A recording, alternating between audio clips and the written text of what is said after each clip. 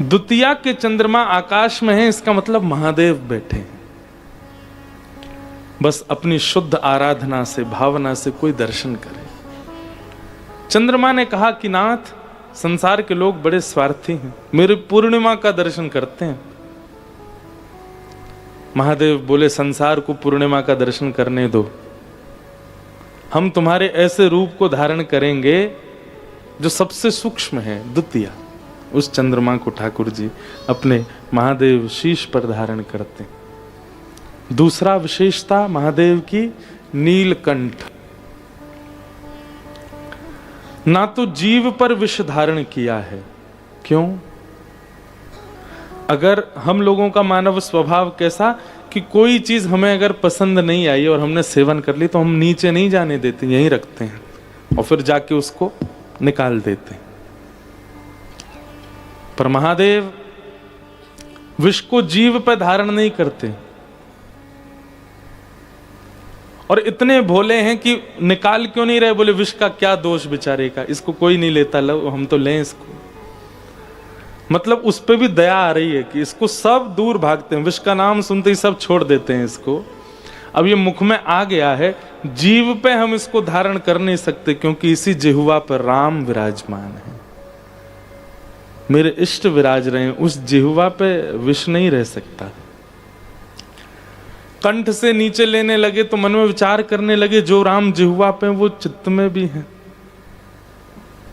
अपने इष्ट जहां विराज रहे हों वहां पंचामृत से अभिषेक करना चाहिए, दूध घी दही शहद आदि से अभिषेक करना चाहिए। हमारे चित्त में राम जी विराज रहे हैं, हम कंठ से नीचे विष लेंगे मतलब विष से अभिषेक होगा इष्ट का। इसलिए भीतर भी धारण नहीं किया, कहां अवस्थित कर लिया? कंठ में। ना निगल रहे हैं, ना निगल रहे हैं और ना उगल रहे हैं, मध्यस्थ में यहां धारण करके रखा है। एक बहुत बड़ा द्योतक है इस बात का कि महादेव कहते हैं संसार के जितने भी भोग विलास हैं उनको ना तो जिह्वा पर रखो और ना उदर तक जाने दो, क्योंकि कई ऐसे विषय हैं जिनका सेवन आपको करना पड़ता है। कंठ तक ही स्थिर रखो, ना जिह्वा पर आने दो और ना अंतस्थ में प्रवेश करने दो, कंठ में धारण करके रखो। चाहे क्रोध हो, चाहे लोभ हो, चाहे मोह। देखिए संसार में निर्वहन करने के लिए क्रोध भी जरूरी है, संसार में निर्वहन करने के लिए मोह भी आवश्यक है, संसार में निर्वहन के लिए गृहस्थाश्रम के लिए काम भी आवश्यक है। ईर्ष्या द्वेष अभिनिवेश अहंता ममता, इन सबका एक सीक्वेंस है और एक अनुपात है, उतने अनुपात में सब जरूरी है। तो अनुपात में सब जरूरी हैं, ना तो उनका अति हो और ना ही उनका नाश हो, इसलिए उसको कंठ में धारण किया है विष को। महादेव साक्षात भक्ति के स्वरूप हैं। एक एक अंग का अगर दर्शन किया जाए महादेव के, भक्ति का रूप प्रकट हो जाता है। गले में किसको धारण करते हैं? सर्प। सर्प की दो जिह्वा हैं और आपको पता है सर्प के जो इष्ट हैं उनका नाम क्या है? बताओ। आदि सर्प, उसका नाम क्या है? सबको पता है, शेषनाग। कौन है? शेषनाग। उनका नाम शेष क्यों है? कभी विचार किया? शेष किसको कहते हैं? सब पूर्ण हो जाने के बाद जो रह जाए उसको शेष कहते हैं। शेष नाग की एक विशेषता है कि उनसे बड़ा नाम जापक दुनिया में कोई नहीं है। अपने 1000 फणों से, और 1000 फणों में 2-2 जिह्वा, तो 2000 जिह्वा से नित्य भगवान का सहस्र नाम करते हैं, नित्य भगवान के नाम गाते हैं। और उनकी विशेषता इसलिए उनको शेष कहा जाता है कि वो आज जो सहस्र नाम गाए हैं कल एक भी रिपीट नहीं होगा, कल नए सहस्र नाम गाएंगे, परसों नए सहस्र नाम। मतलब पूरी दुनिया जितने भगवान के नाम गाती है उनके बाद जो शेष रह जाते हैं उनको जो गाता है वो है शेषनाग। अपनी 2-2 जिह्वाओं से, मतलब 2000 जिह्वा से भगवान नाम गाते हैं। ऐसे भगवान नाम गाने वाले को जैसे ही महादेव ने देखा, महादेव के तो नेत्र सजल हो गए, भैया तोते बढ़िया, हमको भक्त नहीं मिले, आजा गले में बैठ, हमारे यहीं विराजो रहे, ताकि तेरे हमारे संस्पर्श से, सत्संग किसको कहते हैं? सद व्यक्ति का संग। तो महादेव नाग का संग क्यों करते हैं? बोले इसके संग से हमारा नाम जब भी बनेगा, इसलिए गले में सर्प धारण करते हैं। महादेव अद्भुत है। दूध, जल, पंचामृत आदि आजी सुबह सुबह हमारी ही रील हमने देखी आप लोग क्या देखते हो? हम भी देखते हैं। तो उसमें मैं कहीं बोल रहा था कि जिसके पास भगवान पर, महादेव पर अर्पित करने के लिए कुछ नहीं है, वो दूध चढ़ाता है, वो जल चढ़ाता है, वो पंचामृत चढ़ाता है। गोस्वामी तुलसीदास जी महाराज ने मानस अर्पित की। मन में जो शुद्ध भाव है वो चढ़ाओ महादेव को। और कभी राम राम कहते हुए, या कभी किशोरी जी का स्मरण करते हुए, या कभी ठाकुर जी का स्मरण करते हुए नेत्रों में अश्रु जल आ जाए ना, जिन लोगों को बहुत जल्दी भाव आ जाता है, ध्यान से सुनिएगा, जिन लोगों जो बहुत जल्दी भावुक हो जाते हैं, लेकिन भावुक किस लिए? इसलिए नहीं कि बेटा कुछ करने लग गया तो भावुक हो गए, घर में किसी की बात सुन के ऐसे भावुक नहीं, ठाकुर जी को याद करके भावुक हो गए, वृंदावन को याद करके भावुक हो गए, कोई ठाकुर जी की लीला चरित्र सुनकर के भावुक हो गए, तुरंत जाइए पास के कहीं शिवालय में, और अगर घर में ही महादेव विराज रहे हो तो उनके सन्मुख, और यदि आप कर सको और याद कीजिए वृंदावन को, और महादेव के सन्मुख जाकर के आने दीजिए उन नीरों को नेत्रों से, और उसका अभिषेक कीजिए महादेव को। देखिए, आप किसी से मिलन के विरह में हैं, जिससे मिलन के विरह में हैं, उसका कोई सगा आपके विरह को देखेगा तो उसको जाके बोलेगा, ए भाई वो तुम्हारी कितनी याद में तड़प रहे हैं, तुम जाओ ना, मिलते क्यों नहीं उससे? महादेव को यदि आपके विरह का एक अश्रु बिंदु भी अर्पित हुआ तो महादेव जाएंगे ठाकुर जी के पास, बोले पूरे दिन बैठे रहो, बंसी बजाओ, हैं कछुत करो धरो ना, देखो दिल्ली में वो कितनो रो तुम्हारी याद में, चलो वाकु दर्शन दो अपने कभी। और मेरी बात को आप कोई प्रकाशित मत कीजिएगा, इसकी वीडियो फोटो मत बनाइएगा, अपने हैं वीडियो बना रहे ना, आंसू आ रहे हैं आंख से नहीं, ये सब नहीं कीजिएगा, ये अंतरंग भाव है। अंजनी मैया ने अपने नेत्रों के जल अर्पित किए, हनुमान प्राप्त हुए। पार्वती जी ने जब वही अश्रु जल अर्पित किए, महादेव प्राप्त हुए। नरसिंह मेहता ने वो अश्रु जल प्रदान किए, उनको द्वारिकाधीश प्राप्त हुए। मीराबाई ने वो अश्रु जल प्रदान किए, तब श्याम सुंदर प्राप्त हुए। अरे कहां तक कहें, हमारी ब्रज की गोपियों ने जब अपने प्रेमाश्रु प्रदान किए तो महाराज प्राप्त हुआ। इसलिए अगर कृष्ण विरह चित्त में है, और जब जब विरही होते हैं आप, जिनके चित्त में विरह नहीं है आप लोगों को चिंता होनी चाहिए।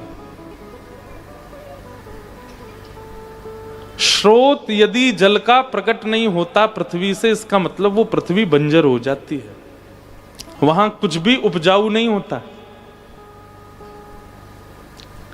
ऐसे ही जिसके नेत्रों से कृष्ण विरह के नीर प्रकट नहीं होते, उसके चित्त में प्रेम भाव सद्भाव रूपी बीज कभी अंकुरित नहीं हो सकते।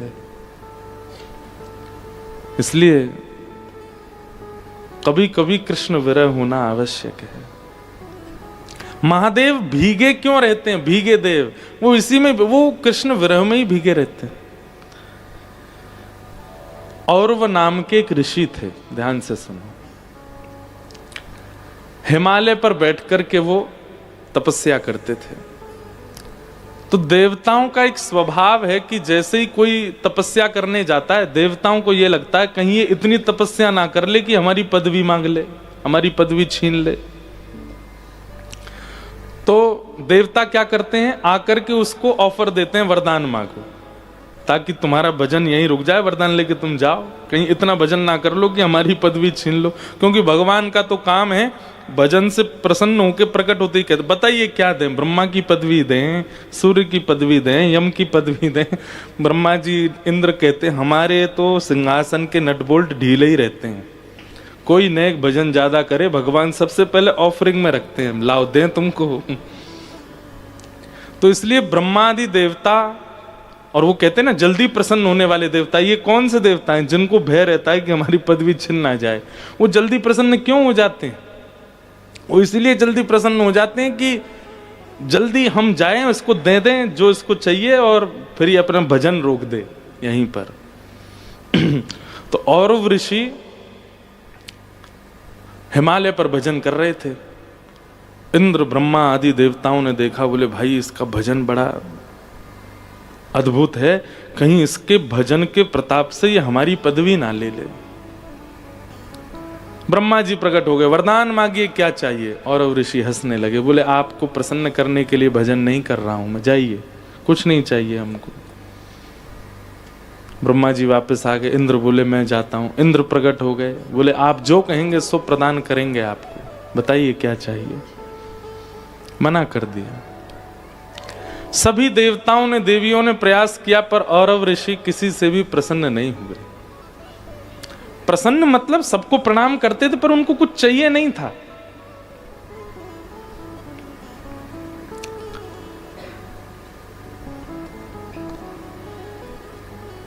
सब दौड़े दौड़े महादेव के पास गए। महादेव तो बेचारे भोले बाबा, उनसे जाकर के कह दिया, बोले देखिए ये हमारी पदवी छीनने के लिए भजन कर रहा है, हम लोग तो जाके इसको खूब कह चुके वरदान मांगो, पर ये कुछ नहीं मांग रहा है, आप ही इस पर कुछ अनुग्रह कृपा करो।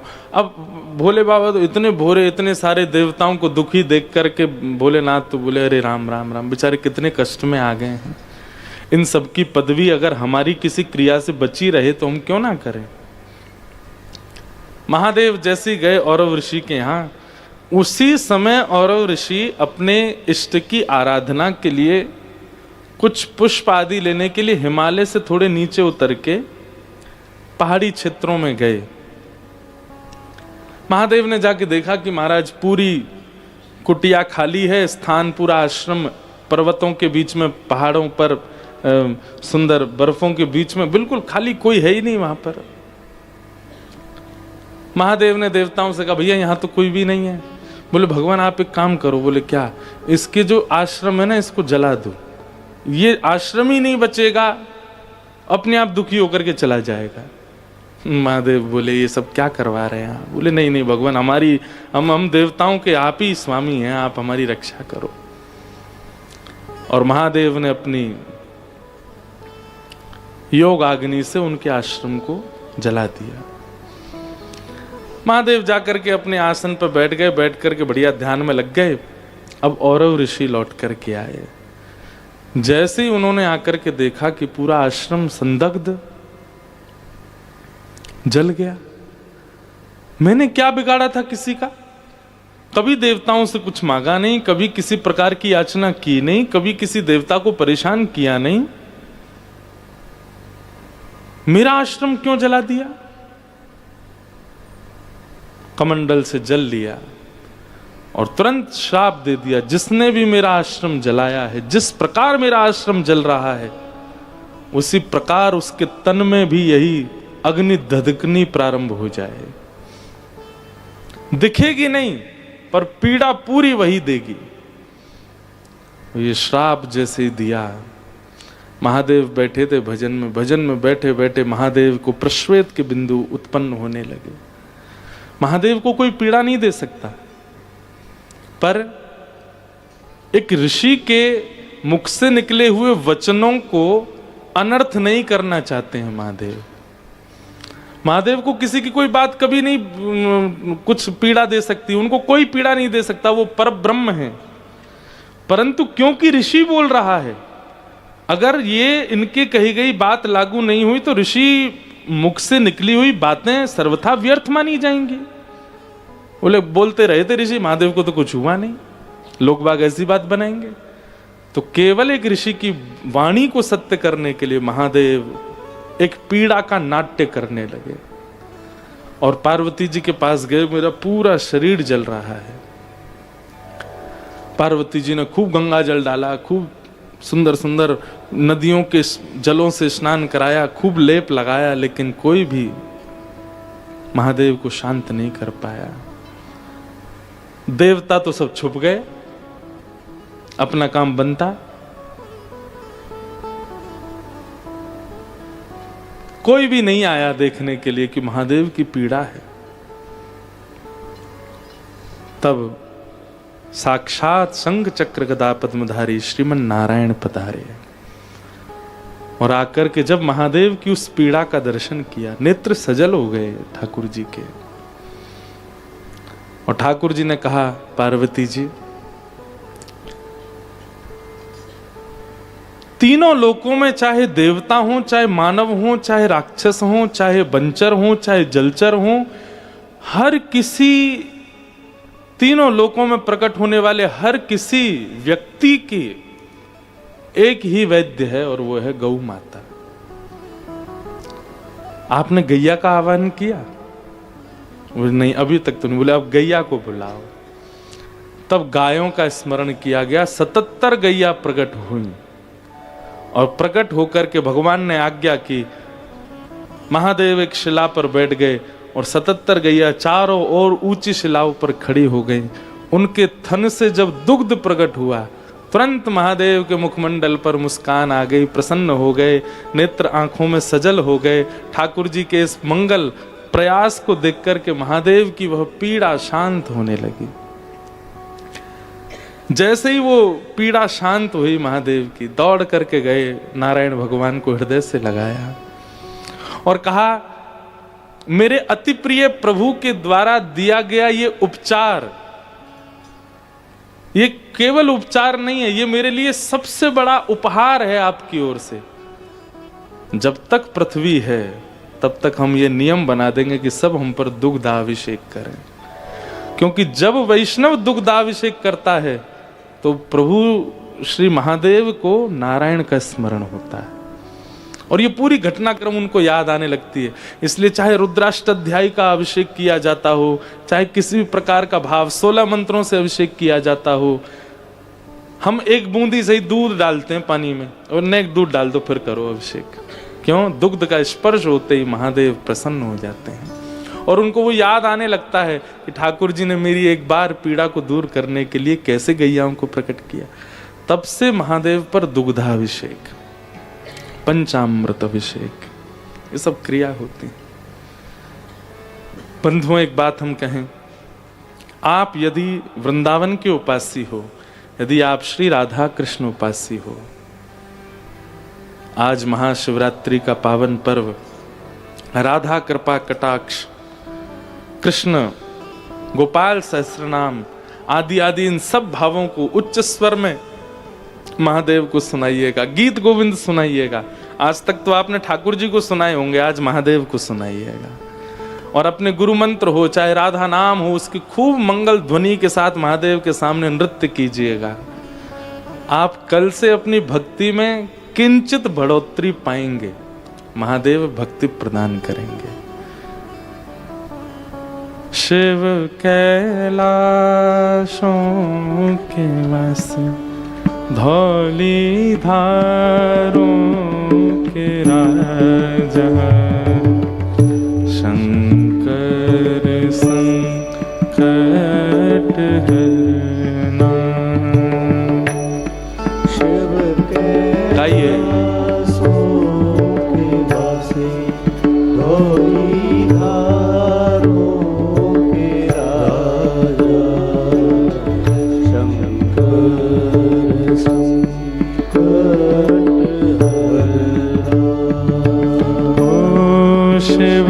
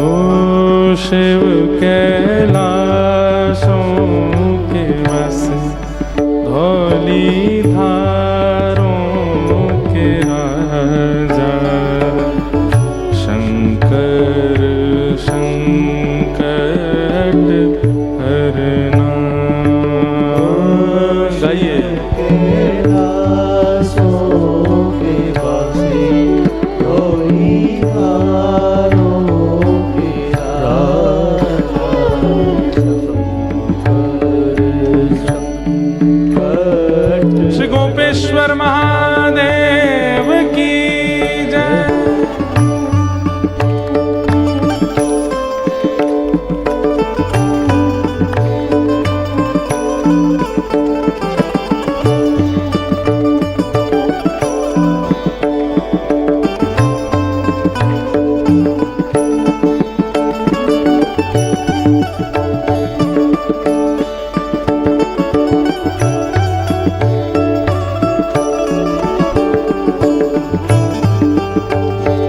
पार्वती पते हर हर महादेव।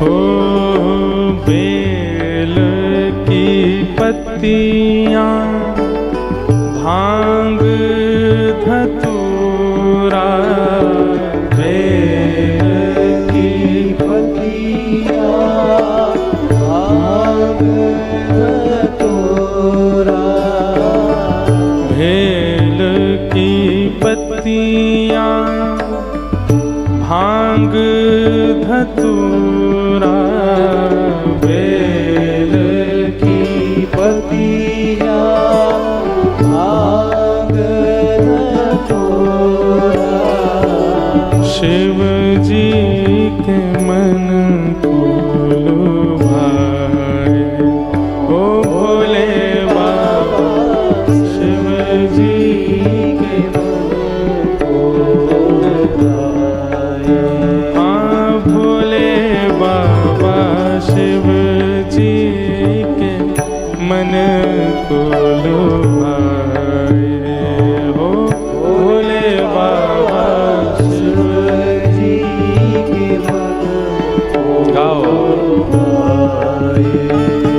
हो शिव कैलाशों के बस भोली धारों के राजा, शंकर संकट हरना। ओ शिव कैलाशों के वासी भोली धारों के राजा, शंकर संकट हरना। ओ शिव कैलाशों के वासी भोली धारों के राजा, शंकर संकट हरना। ओ शिव कैलाशों के वासी भोली धारों के राजा, शंकर संकट हरना। शंकर संकट हरना। शंकर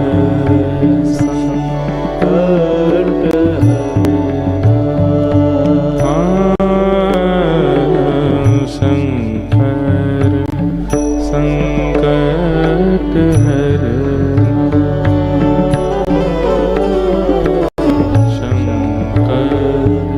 संकट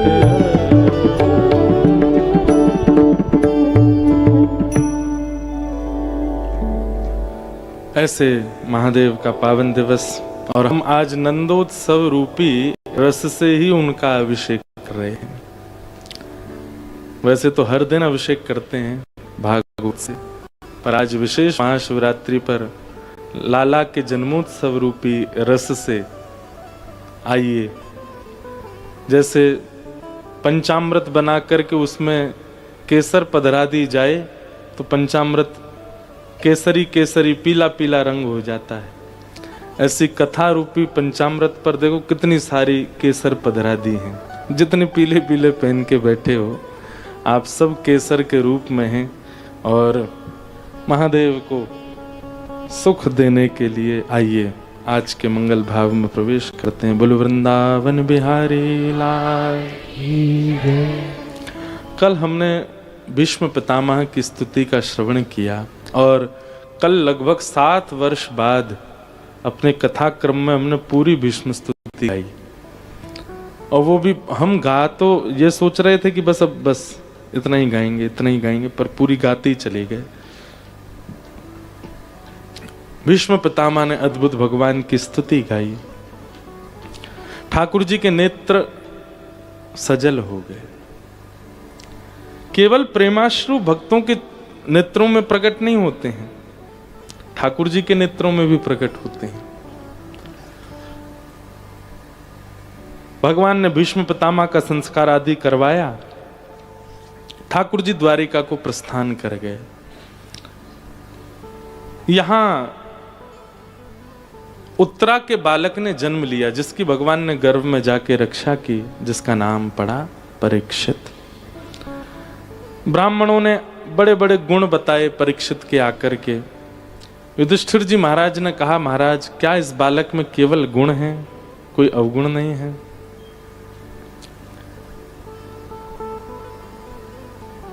केवल गुणों का ही दर्शन है, कोई अवगुण नहीं है। प्रश्न होता है कि युधिष्ठिर जी ने ऐसा क्यों कहा? जब सामने वाला गुण बता रहा है तो आपको जबरदस्ती अवगुण पूछने की इतनी इच्छा क्यों उठ रही है? तो ये इस बात का प्रमाण है कि संसार में चाहे परीक्षित जैसा बालक जो ठाकुर जी की कृपा से ही अवतरित हो रहा है, वह भी अवगुणों से कहीं ना कहीं युक्त है। पूर्ण गुण युक्त संसार में कोई भी नहीं है। हम भले ही व्यास बन गए, कथा करते हैं, पर कुछ कुछ अवगुण हमारे चित्त में भी है।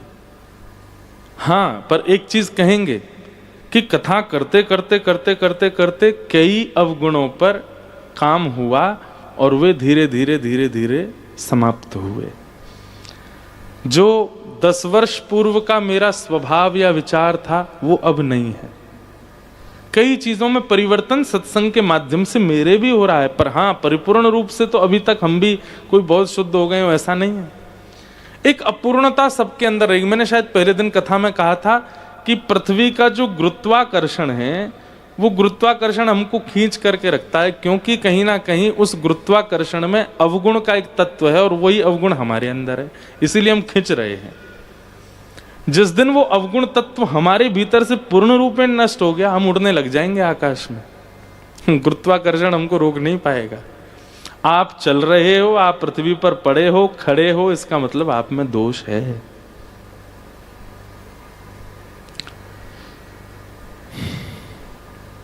तो युधिष्ठिर जी ने ब्राह्मणों से कहा, आपने इस बालक के केवल गुण ही गुण बताए, कोई अवगुण नहीं है क्या इस बालक में?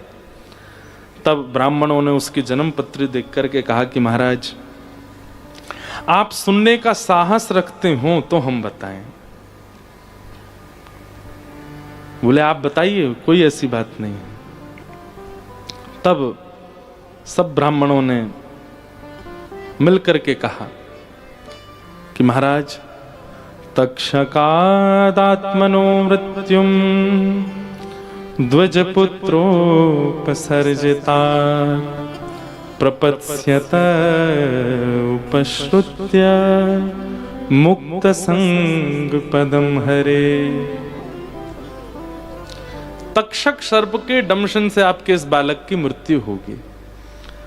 और तक्षक सर्प तब तक नहीं डसता जब तक कोई वैष्णव अपराध ना हो जाए, कोई ब्राह्मण का अपराध ना हो जाए, किसी संत महापुरुष का अपराध आप ना कर दो। तक्षक सर्प तभी डसेगा जब आपने कोई बहुत बड़ा अपराध किया हो। सर्प डसेगा ये सामान्य बात नहीं है बंधु। और केवल सर्प दंशन नहीं, किसी भी वंचर जीव के द्वारा यदि हिंसा होती है तो वो एक अपराध के ही विपरीत होती है।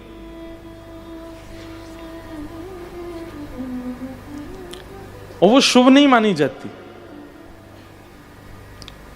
आपको कोई वंचर जीव पीड़ा पहुंचा दे तो इसका संकेत शुभ नहीं होता। और उसमें विशेष रूप से यदि सर्पदंशन है तो कहीं ना कहीं उसका इस बात से मेल माना जाता है कि आपको भगवत प्राप्ति में बाधा है, ठाकुर जी नहीं मिलेंगे अगर सर्पदंशन है तो। क्योंकि सर्पदंशन वैष्णव अपराध, भक्त अपराध, संत मुनियों का, किसी श्रेष्ठ भजनानंदी का आपने अपराध किया, उसी रूप में आकर के एक संकेत देता है कि अब तुम भगवत प्राप्ति नहीं कर सकते। और अगर मृत्यु हो जाए तो ये समझ लीजिए कि आपको स्वर्ग भी प्राप्त नहीं होगा, वैकुंठ भी प्राप्त नहीं होगा, पुनर्जन्म हो सकता है। हम ये नहीं कहेंगे कि नरक जाना पड़े, पर हाँ, अगर आपके जीवन भर के पुण्य अति हैं और आपको स्वर्ग में आपका नाम लिखा है कि भाई यहाँ आना है, या आपका भजन वैकुंठ तक पहुंचाने की सामर्थ्य रखता है, और सर्पदंशन हो जाए तो उसमें बाधा है, फिर आपको शुरू से शुरुआत करनी पड़ेगी। जैसे सांप सीढ़ी गेम होता है ना, उसमें सांप डस दे तो नीचे ही आना पड़ता है, चाहे आप कितनी भी सीढ़ियां चढ़ के ऊपर गए हो। ठीक वैसे ही आपके जीवन में किए गए सारे भावों को नजरअंदाज कर दिया जाता है सर्पदंशन से। शुरू से शुरू होगा फिर, और उसमें भी तक्षक सर्प। ये सुनकर के युधिष्ठिर थोड़े चिंतित हो गए।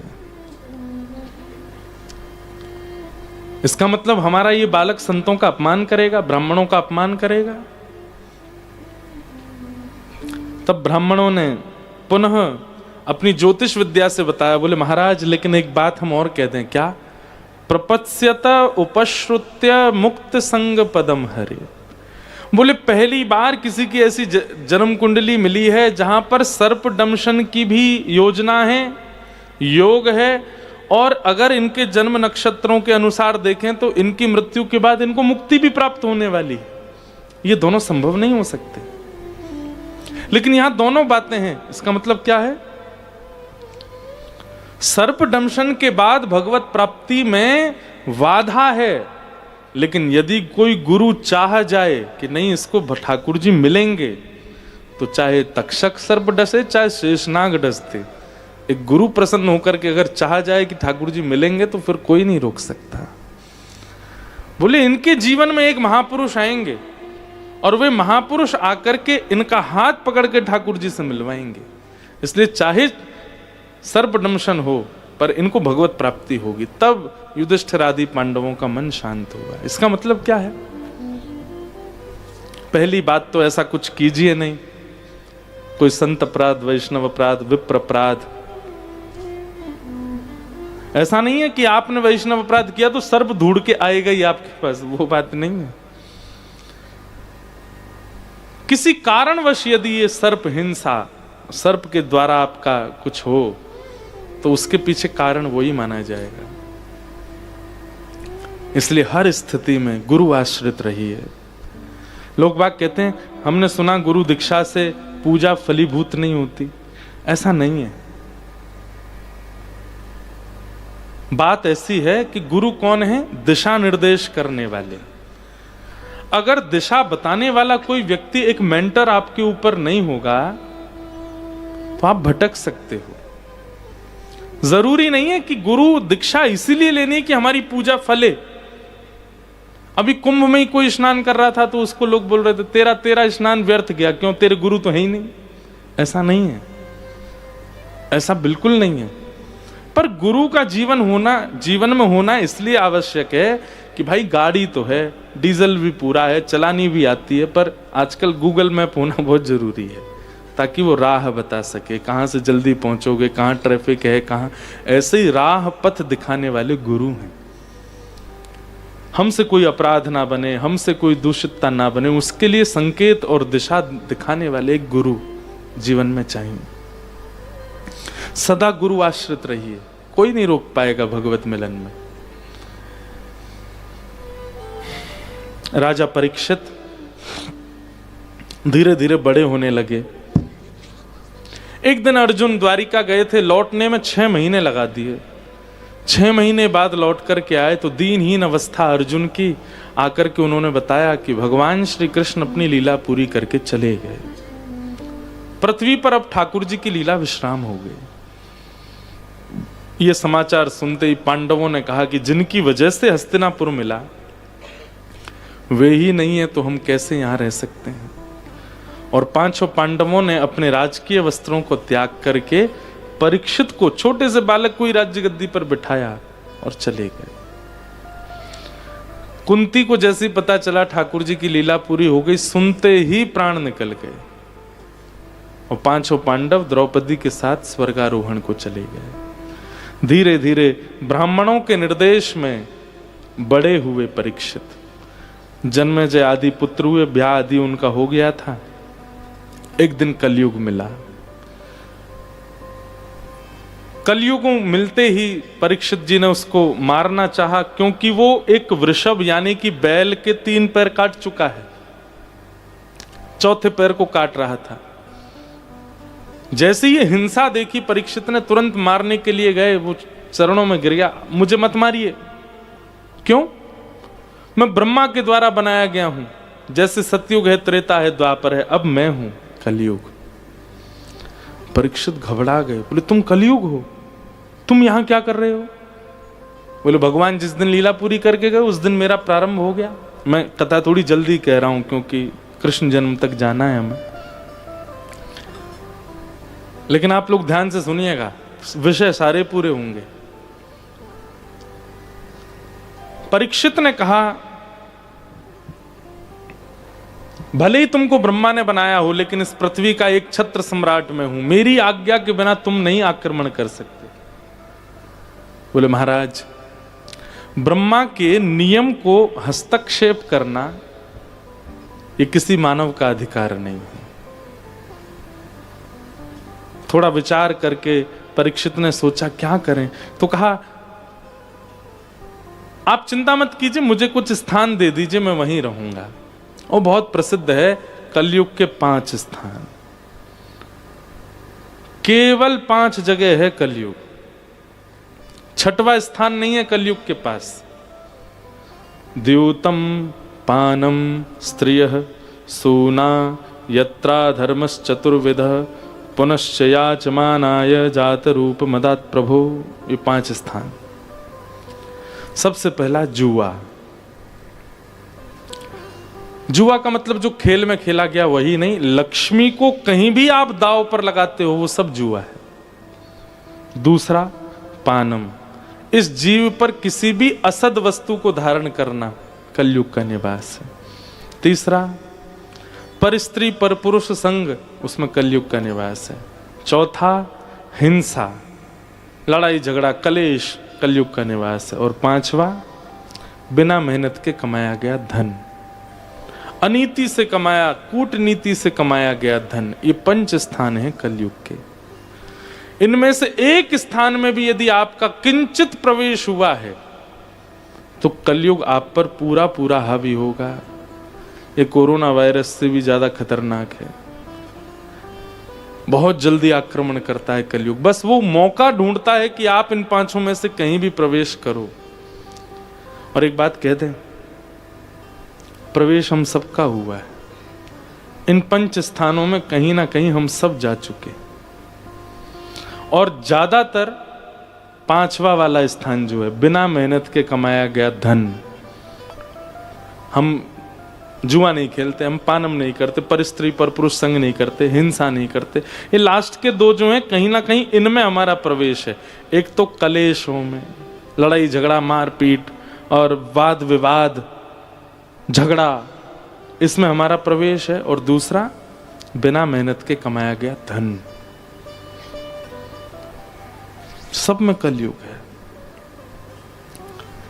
राजा परीक्षित ने 5 स्थान दे दिए, बड़े प्रसन्न हो गए कि अब कलयुग नहीं आएगा, 5 ही जगह हैं उसके पास। राजा परीक्षित अपने आश्रम गए, जाकर के उन्होंने तय खाने में देखा खूब सारा धन धान्य रखा था, पांडवों के द्वारा युद्ध में जीता गया धन। और उसी धन में एक मुकुट रखा था जरासंध का। मुकुट पहन करके जीवन निर्वहन करने की उनकी इच्छा नहीं थी, केवल वो पहन के देखना चाहते थे कि मुझ पर कैसा लगेगा। जैसे ही मुकुट सिर पर धारण किया, केवल पहन के देखने की इच्छा थी, इतने में ही कलयुग प्रविष्ट हो गया। क्यों? बिना मेहनत का धन पहना है। सोचो हम कहां तक बचेंगे। आजकल तो मॉल्स में चेंजिंग रूम ही होते, वहीं पहन पहन के देख लेते हैं। कीमती वस्तु बाहर से ही पता है, टैग देख के आ गए, हमारे बस का नहीं है खरीदना, पर पहन तो ले ये एक बार।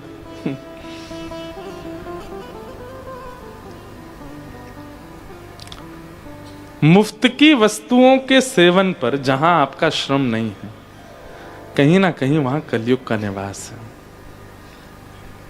हमारे पूज्य नाना जी कहते, लाला तू कथा करेगो तो घर में सब बुलाए करेंगे। अब तो हमने जाना बंद कर दिया, कहीं नहीं जाते हम, बहुत कम।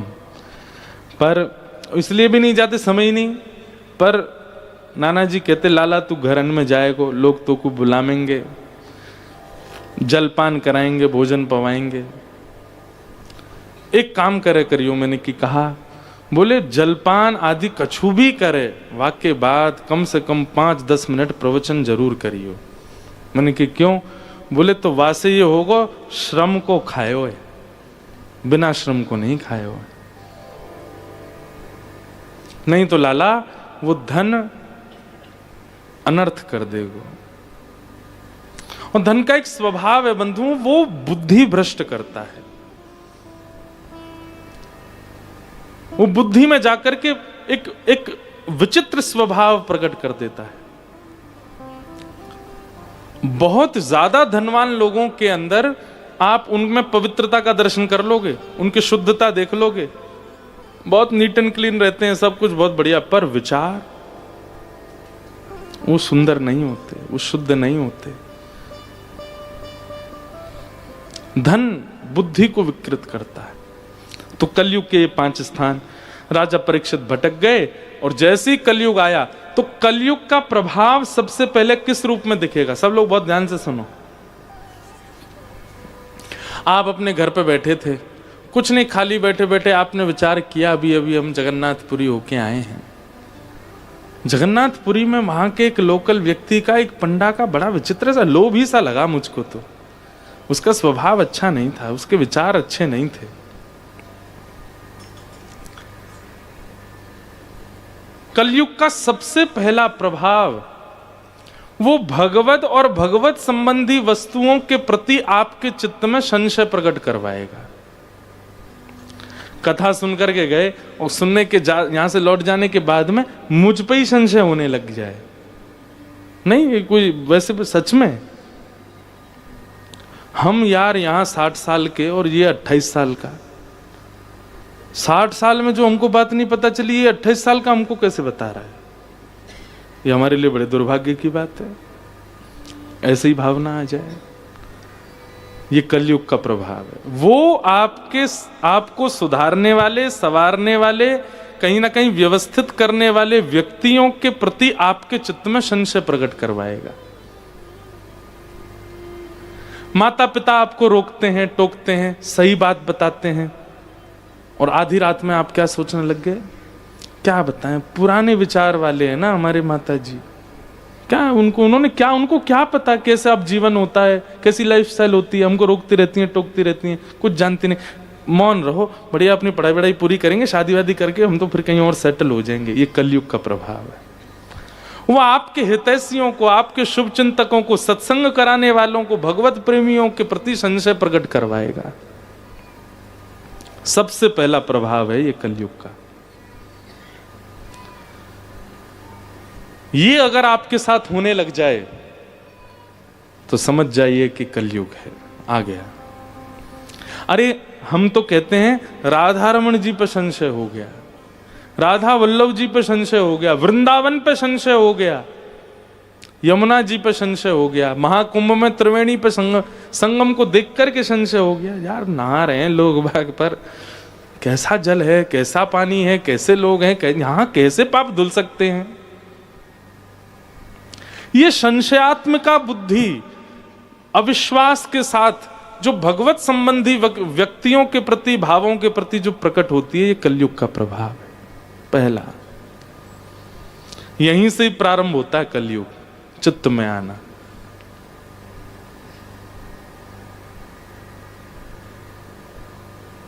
और वही हुआ राजा परीक्षित के साथ। राजा परीक्षित वन में गए थे, बहुत जोर की प्यास लगी, एक ऋषि का आश्रम दिखाई दिया। जैसे ही उस आश्रम में पहुंचे तो त्रातक समाधि में एक महात्मा बैठे थे जिनका नाम था शमिक ऋषि। त्रातक समाधि किसको कहते हैं? श्वास नहीं चलेगी, धड़कन नहीं चलेगी, नब्ज नहीं चलेगी, पर जीवित है व्यक्ति, ये त्रातक समाधि है। उसका केवल अंग बैठा है, अगर आपने स्पर्श किया तो वो गिर जाएगा, लुढ़क जाएगा, लेकिन वो मरा नहीं है, वो जीवित है, वो समाधि में है। त्रातक समाधि में शमिक ऋषि बैठे थे। राजा परीक्षित ने जाके प्रणाम किया और कहा, महाराज मैं एक छत्र सम्राट राजा परीक्षित आपको प्रणाम करता हूं, बहुत जोर की प्यास लगी, जल पिलाइए। समाधि में बैठे, वो कहां सुनते हैं, तो आत्मा उनकी कहीं और जा चुकी है। राजा परीक्षित ने 2-3 बार बोला, जब उन्होंने कोई प्रत्युत्तर नहीं दिया तो क्रोध आया। पाखंडी, यहां ढोंग करते हो मेरे सामने, एक छत्र सम्राट तुम्हारे सामने खड़ा है और तुम यहां पर मेरे आगे पाखंड कर रहे हो। ऐसी विचारधारा प्रकट करवाता है कलयुग। सोचने लगे क्या करूं, क्या, अच्छा ठीक है, विचारधारा प्रकट हुई, वहां तक भी नहीं रुकेंगे, फिर कुछ अपमान करने की इच्छा प्रकट होगी चित्त में। ये कलयुग करवाता है। माता पिता के प्रति द्वेष भावना आ गई मन में। यहां तक तो कलयुग था, पर अब उनसे आर्ग्यूमेंट करने जा रहे हैं। ये कलयुग का और प्रचंड स्वरूप है। ये कलयुग करवाता है, आप नहीं करते हैं ये सब। राजा परीक्षित ढूंढने लगे, क्या करूं क्या करूं। तभी एक मरा हुआ सर्प पड़ा था, बाण से उठा करके उनके गले में डाल दिया और चले गए वहां से। अपमान कर दिया बेवजह का, कोई इसका औचित्य नहीं था। कुछ बालकों ने यह दृश्य पूरा देखा और शमिक ऋषि के पुत्र श्रृंगी, जो कि नदी में स्नान कर रहे थे, उनको जाके बता दिया, तुम्हारे पिता के साथ आज ऐसा ऐसा किया राजा परीक्षित ने। जल मांग रहे थे, समाधि में बैठे, उन्होंने नहीं दिया तो मरा हुआ सर्प डाल दिया। श्रृंगी को पहले तो रोना आया और फिर बाद में क्रोध आया। हाथ में जल ले लिया और जल लेकर के उसी समय श्राप दे दिया। जिसने भी ये कृत्य किया है, मैं उसको श्राप देता हूं, आज के ठीक 7वें दिन तक सर्प डस देगा, उसकी मृत्यु हो जाएगी। दौड़ करके गए, अपने पिता को जाकर के देखा, मरा हुआ सर्प निकाल के फेंक दिया। थोड़ी देर बाद जब त्रातक समाधि पूरी हुई, रोने लगे। अपने पुत्र को देख करके बोले, क्यों रो रहे हो, क्या बात है? पूरी बात घटना बताई। बोले, पिताजी आपका ऐसे अपमान करके गया राजा परीक्षित, पर वो बचेगा नहीं, मैंने उसको शाप दिया है, 7 दिन में उसको तक्षक सर्प डस देगा। पिता ने पुत्र को डांटा, ये अच्छा नहीं किया तुमने। रोगी की चिकित्सा की जाती है, उसको मारा नहीं जाता। तुमने तो उसको नाश ही कर दिया उसका, ये अच्छा नहीं किया। अपने गौरमुख नाम के शिष्य को कहा, जाकर के राजा परीक्षित को बता दो 7 दिन शेष बचे हैं। यहां राजा परीक्षित ने मुकुट धर्म, अब धीरे धीरे कलयुग का प्रभाव, कलयुग का यही काम है, वो पहले आपसे गलत करवाएगा और गलत जब आप सब करा दोगे, सब नाश आपका हो जाएगा, फिर आप क्या सोचोगे, अरे राम राम, ये मैंने क्या किया, ये मुझसे बहुत बड़ी गलती हो गई, गड़बड़ी हो गई। अब आप आत्मग्लानि में जी रहे हो, गिल्ट होगा आपको अंदर से, गिल्ट फीलिंग आती है ना कुछ भी करने के बाद। ये कलयुगी है, वो थोड़ी देर के लिए आपके अंदर आवेश के रूप में आता है और सब आपका नाश सर्वनाश करवा करके और फिर भाग जाता है, फिर हंसता है, खिलखिलाता है जब आप परेशान होते हैं। बोले हाँ अब आएगा आनंद, अब फंसेगा ये। राजा परीक्षित को बहुत आत्मग्लानि हुई, मैंने क्या कर दिया, एक ऋषि के गले में मरा हुआ सर्प डाल दिया। तभी गौरमुख शिष्य आए और राजा परीक्षित को आके कहा, आपने जो आज कृत्य किया महाराज, उसके वजह से 7 दिन में मरने का आपको श्राप लगा, अपनी मुक्ति का उपाय खोज लीजिए। राजा परीक्षित उदास नहीं हुए, अपने पुत्र को राज्य गद्दी पर बिठाया, निकल गए गंगा के किनारे। अनेक ऋषियों से पूछा, मेरी भगवत प्राप्ति कैसे हो, मुझे मुक्ति कैसे मिलेगी, पर कोई भी नहीं बता पाया। सबने अनेक अनेक उपाय बताए, पर कोई भी प्रमाण से नहीं कह पाया इससे मुक्ति मिलेगी। तभी वहां सुखदेव जी का आगमन हुआ। बोलो सुखदेव जी महाराज की। कि तत्रा भवद भगवान व्यास पुत्रो यदिच्छया कामटमानोऽनपेक्षः अलक्षलिंगो निजलाभतुष्टो वृतस्य बालैरवधूतभेषः।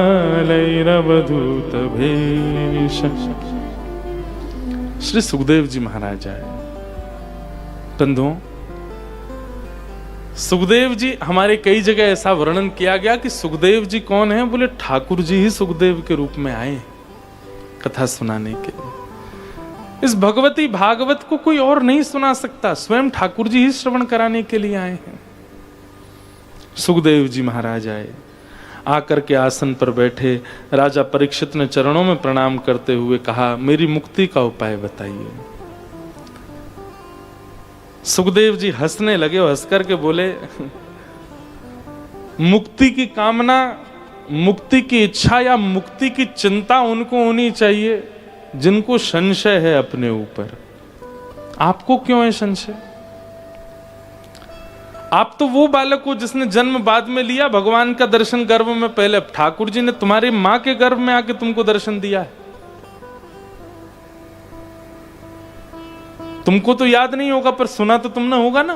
तुम्हारी मां उत्तरा के ऊपर ब्रह्मास्त्र छोड़ा गया, ठाकुर जी ने गर्भ में आके रक्षा की। सोचो, अगर तुम इंपॉर्टेंट नहीं होते उस समय ब्रह्मास्त्र तुमको मार देता, पर तुमसे कोई आशा थी ठाकुर जी को, इसलिए ठाकुर जी ने गर्भ में आके तुम्हारी रक्षा की। हमारे पूज्य पिताजी महाराज के गुरुदेव भगवान एक बहुत अच्छी बात कहते हैं, आपको समझ आए तो सुनिए। बोले ठाकुर जी उस गर्भ में प्रवेश कर गए जिस गर्भ में न जाना पड़े, इसी का सारा उपदेश देते हैं सारे शास्त्र। चाहे भागवत जी हो, चाहे राम कथा हो, चाहे मानस जी हो, चाहे शिव पुराण हो, चाहे अग्नि पुराण हो, हर जगह एक ही बात ज्यादातर बताई जाती, ऐसे कर्म करो पुनर्जन्म ना लेना पड़े, ये तुम्हारा अंतिम जन्म हो। सब जगह यही उपदेश दिया जाता है। पुनर्जन्म मतलब पुनः मातृगर्भ में ना आना पड़े। उस इतना ही दूषित है अगर मातृगर्भ, ठाकुर जी क्यों गए? परीक्षित की रक्षा के लिए। श्रीमद् भागवत में कपिल देवभूति संवाद में नरक से भी ज्यादा भयावह बताया गया है मातृगर्भ को। नरक में भी इतनी पीड़ा नहीं होती जितनी मां के गर्भ में उस बालक को होती है। अभी विस्तार का मुझ पर समय नहीं तो मैं सुनाता, कितनी पीड़ा होती है उस बालक को जब वो मातृगर्भ में होता है। उस गर्भ में ठाकुर जी प्रवेश कर गए, इसका मतलब क्या है? तुम सामान्य नहीं हो परीक्षित, ठाकुर जी को तुमसे कुछ आशा है, इसलिए ठाकुर जी गए। और जिससे ठाकुर जी आशा करते हैं उसको अपनी मुक्ति की चिंता है। मुक्ति की चिंता तो उनको होनी चाहिए जिनके जीवन में ना कभी भजन आया, ना कभी भगवत कथा आई, ना कभी वैष्णव आए, ना कभी संत आए, दूर दूर तक भगवत भावों से जो दूर है। चिंता तो उनको होनी चाहिए, तुम चिंता क्यों कर रहे हो? राजा परीक्षित बोले, तो फिर 7 दिन में मेरी मृत्यु होगी, मुझे चिंता क्या करनी चाहिए फिर? बोले, गर्भ में आकर के भगवान ने तुम्हारी रक्षा की, क्या तुमने उनको देखा था? बोले, गर्भ के बालक को क्या याद रहता है? मुझे तो कुछ, बोले ये चिंता तुमको होनी चाहिए कि ठाकुर जी मेरे इतने समीप थे, मैं फिर भी उनको नहीं देख पाया। मेरे लिए गर्भ में आए थे, मैं फिर भी उनको नहीं देख पाया। जहां तीन चार युगों तक तपस्या करते हैं संत जन, तब भी भगवत दर्शन नहीं हो पाता उनको। तुम्हारी तो मातृ गर्भ में आए थे ठाकुर जी। तुमको चिंता ये होनी चाहिए कि इतनी पास आकर के भी चले गए, मुझे दिखे नहीं, मुझे याद नहीं उनका, उनके नेत्र कैसे, उनके हाथ कैसे, उनकी मुस्कान कैसी, ये चिंता तुमको होनी चाहिए। तुमको मुक्ति की नहीं, तुमको भगवत दर्शन की चिंता होनी चाहिए कि अब तुम्हारे पास केवल 7 दिन बचे हैं, कहीं 7वां दिन आ जाए, तक्षक सर्प डस दे और तुम भगवत दर्शन ना कर पाओ, चिंता तुमको ये होनी चाहिए। यही चिंता हम सबको होनी चाहिए। हमारा 7वां दिन किसी भी दिन आ सकता है। आज की हम कथा सुना रहे हैं, क्या कोई भरोसा कल का? कल की सुना पाएंगे? आप लोग, चलो हम पे तो आपको दया आ गई होगी, महाराज जी ऐसे मत बोलो, आप तो कल भी आओगे। तो चलो आप पे डाल देते हैं, आप सुन पाओगे कल की कथा? कोई गारंटेड हो?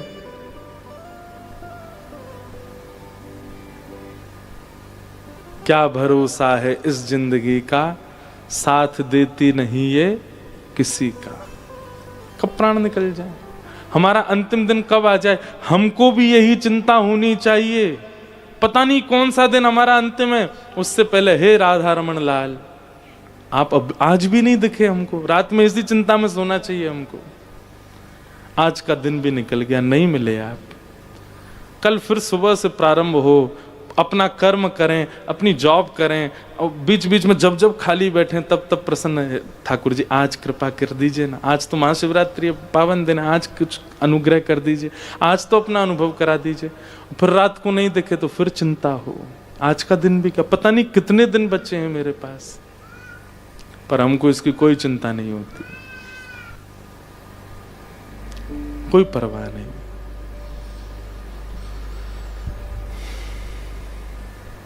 यही बात समझा रहे हैं परीक्षित को, परीक्षित तुम्हारे जीवन के केवल 7 दिन बचे हैं, तुम मुक्ति तो तुमको मिलनी ही मिलनी है, उसमें कोई संशय नहीं है। ठाकुर जी जिसके पास से निकल जाते हैं उसको मुक्ति मिल जाती। तुम्हारे लिए तो स्पेशली गर्भ में आए थे। तुम मुक्ति की चिंता मत करो, वो तो तुम्हें मिली गई है। तुम तो भक्ति की चिंता करो, तुम तो दर्शन की चिंता करो।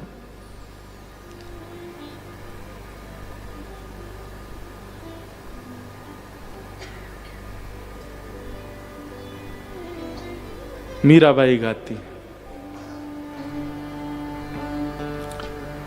दुखन लागे नैन दरस बिन, दुखन लागे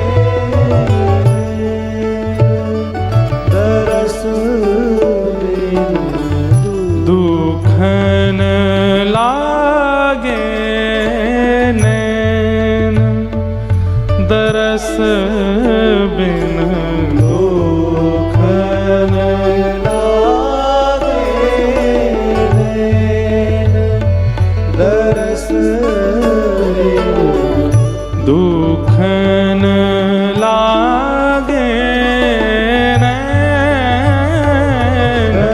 दरस बिन। सब लोग गाओ।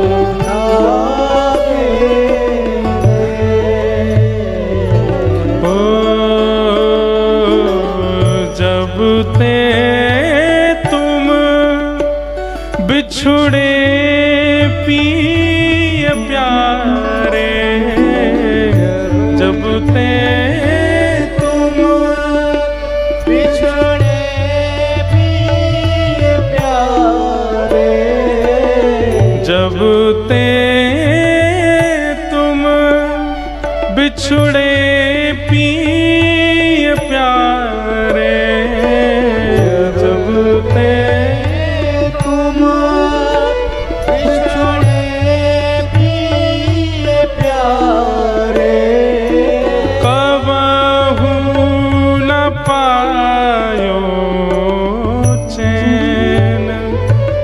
दरस बिन दुख लागे नैन, दरस बिन दुख लागे। ऐसी चिंता हमको क्यों नहीं होती है कभी? हम कैसे रह लेते हैं ठाकुर जी के दर्श बिना?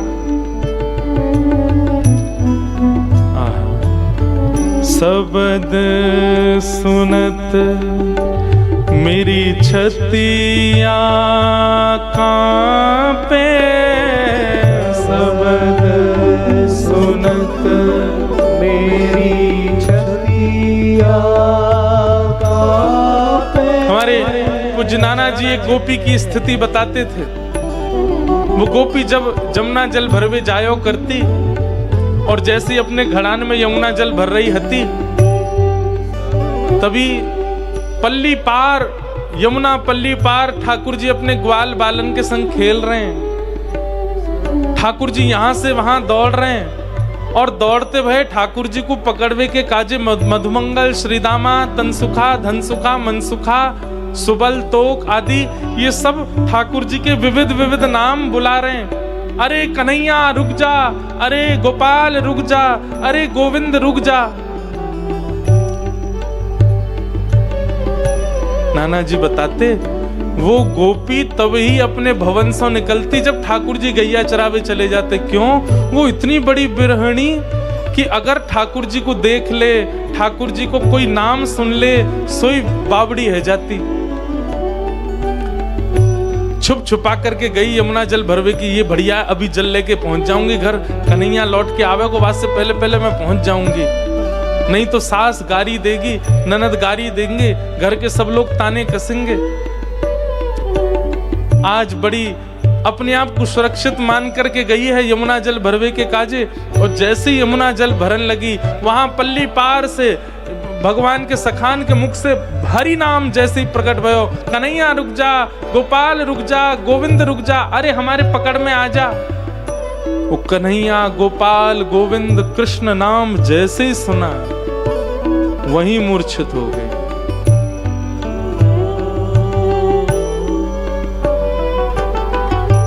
एक एक रोम उसका रोने लगा। कोई गोपी आकर के उसको चेताती है, तब वह गाती है, कृष्ण नाम जबते श्रवण सुनोरी आली, भूली री भवन में तो बावरी भई रे। मैं कहा बताऊं, अरे तुमको तो देखवे को मिले, तुमको तो मिलवे को मिले, तुमको तो सुनवे को मिले, पर मैं तो आज स्थिति में जा चुकी हूं कि यदि कोई झूठे को भी कृष्ण बोल दे तो मैं खड़ी भी ना है पाऊं। इतना प्रेम विरह चित्त में। हम लोग अपने आप को प्रेमी कहना बंद कर दें, हमारा प्रेम तुच्छ मात्र है ठाकुर जी के प्रति। शब्द सुनत मेरी छतिया कांपे, मीराबाई कह रहे हैं, छतिया कांपे। मानो किसी ने आकर के कहा, अगर ठाकुर जी का नाम सुनने से छतिया कांपती है, काहे को सुनती हो? कान बंद करके चली जाया करो कथा कीर्तनों से। तब मीराबाई कह रही है, मीठे लागे बैन हो, मीठे लागे हे, एक टक टकी मैं पंथ निहारूं, एक टक टकी मैं पंथ निहारूं, एक टक टकी मैं पंथ निहारूं, एक टक टकी मैं पंथ निहारूं, भई छे प्यासी रैन दरस बिन दुखन लागे नैन दरस बिन दुखन लागे हो मीरा के प्रभु कब हूँ मिलोगे मीरा के प्रभु कब मिलोगे मीरा के प्रभु कब हूँ मिलोगे मीरा के प्रभु कब मिलोगे सुख हाँ दुख मेटन सुख देन हो दुख मेटन सुख दे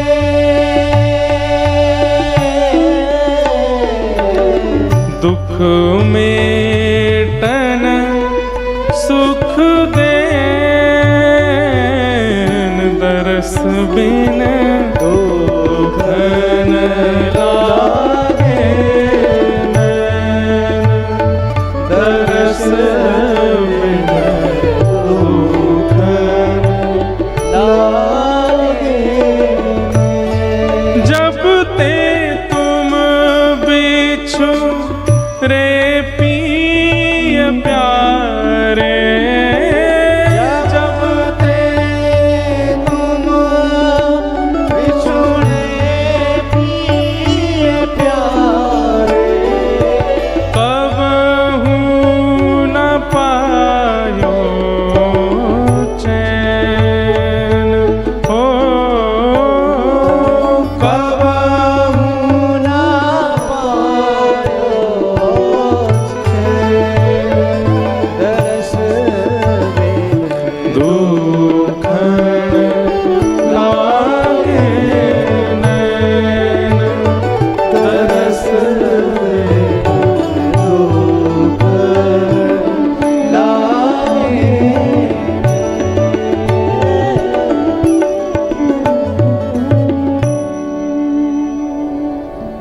चिंता मुक्ति की क्यों कर रहे हो परीक्षित? मुक्ति तो मृत्यु के बाद मिलती है। चिंता करनी है तो ये करो कि पता नहीं कितनी श्वास बची हैं और इन श्वासों में भी हमें भगवत दर्शन नहीं हुए। राधा रमन जी को बचपन से देखते आए, अब भी यूं ही खड़े हैं। कब वह दिन आएगा कि कभी ठाकुर जी किसी अन्य रूप में दिखें, कभी चलते दिखें, कभी बैठते दिखें? ये चिंता क्यों नहीं हुई हमें आज तक? ऐसा तो है नहीं कि ठाकुर जी करते नहीं, लीला की तो हैं, इतने चरित्र सुनते हैं भक्तों के, हम क्यों अभागे हैं इतने? ये चिंता क्यों नहीं होती?